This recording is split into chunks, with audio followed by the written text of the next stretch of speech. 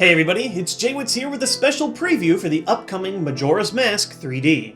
Majora's Mask is one of my favorite Zelda games of all time, and its huge pool of side quests and day-by-day mechanics make it perfectly suited for portable devices. I was just at a 3DS press event where I was able to work with an extremely enthusiastic Nintendo Treehouse employee for capturing some Majora's Mask 3DS footage. In today's video, I want to go over all the biggest changes that you'll find in the 3DS version of the game. A lot of people are scared that Majora's Mask was going to be much easier, more streamlined when they heard that there were going to be some changes, but honestly that isn't the case. Most of the changes are made out of convenience to the player without removing challenge, much like how Wind Waker HD added the very helpful Swiss sail. Obviously, as you guys can see, the game has been overhauled visually in the same vein as the Ocarina of Time. Even with the expansion pack, the original Nintendo 64 game has seen better days visually, so the new resolutions and textures are much appreciated.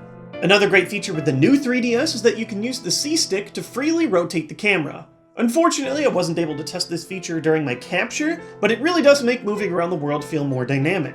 I was also told that this feature would work with the Circle Pad Pro attachment on older 3DS models. One big change you'll find is the Bomber's Notebook, which is set up with a much greater focus on being able to actively follow the game's many quests. When I was a kid, I started doing this. I have pages and pages of Majora's Mask notes trying to track down everything in my first playthrough, but having all that information in-game is very nice. You can also find any rumors you've gathered from Bomber members in this section. A final thing you can do is set an alarm point at any day, perhaps as a helpful reminder to move somewhere if you're tackling multiple quests at once. Saving is also something that you might remember hating in the original Majora's Mask, where you could permanently save with the Song of Time or temporarily save with an owl statue. In this game, the mandatory Song of Time has now been replaced with the statues, which now permanently save your game when you talk to them. It also seems that there are more statues to find this time around, which should help you easily find a place to save and quit if you need to in the middle of a day. Perhaps the best overhaul in my opinion is the Song of Double Time. Instead of just moving half a day forward in time each time you play it, you can slide to a specific hour in the future that you'd like to warp to. This is huge for jumping forward in a quest that's in between each half-day mark. It will save you, pun intended, a lot of time. And finally, there are now not one, but two fishing holes in Majora's Mask. The original game had no fishing at all, so if this huge minigame from Ocarina of Time was something that you enjoyed, you now have a lot more of it. You can find these two holes in the swamp and the Great Bay.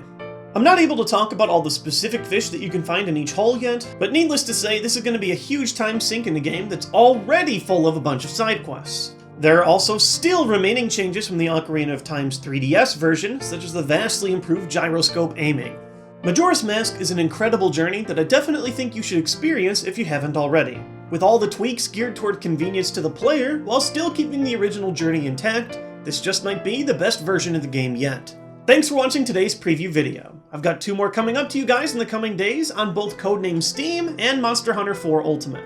If you want to get alerts when these new videos come out, you can click right here to subscribe to my channel and get alerts with new videos. And also, if you want to check out some other Zelda videos that we've done in the past, you can click up here to check those videos out. See you guys with more Nintendo content.